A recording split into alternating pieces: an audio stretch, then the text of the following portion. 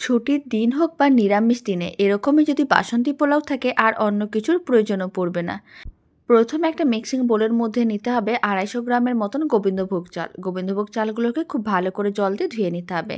তারপর সমস্ত চালগুলোকে এরকম একটা ছাঁকনির মধ্যে রেখে জলটা ঝরিয়ে নিতে হবে আর 15-20 মিনিটের মতন ফ্যানের নিচে রেখে দিতে হবে।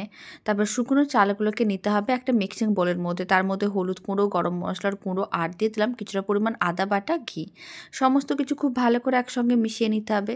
খুব ভালো করে মেশানো হয়ে গেছে। এবার চালগুলোকে এক সাইডে রেখে দিলাম। কড়াইয়ের মধ্যে দিয়ে দিলাম 1 চামচের মতন ঘি।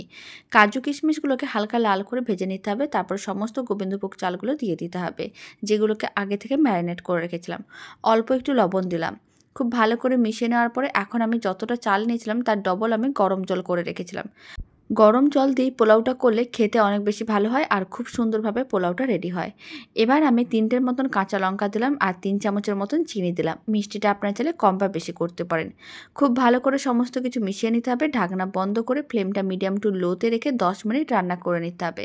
তাহলেই রেডি হয়ে যাবে দারুণ স্বাদের বাসন্তী পোলাও। ঠান্ডা হয়ে গেলে বাসন্তী পোলাওটা আরও অনেক বেশি ঝরঝরে হয়ে যাবে। বাসন্তী পোলাওটা এখন একটা প্লেটের মধ্যে সার্ভ করে নিলাম।